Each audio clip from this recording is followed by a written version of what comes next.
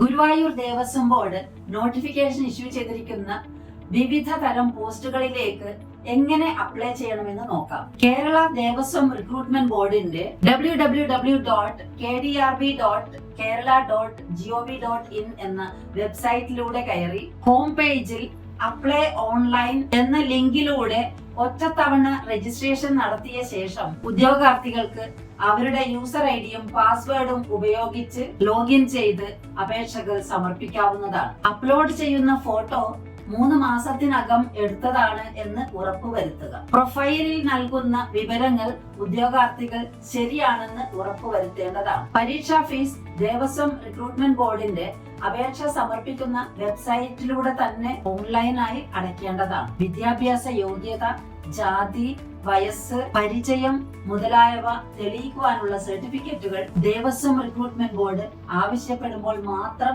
ഹാജരാക്കിയാൽ മതിയാകും.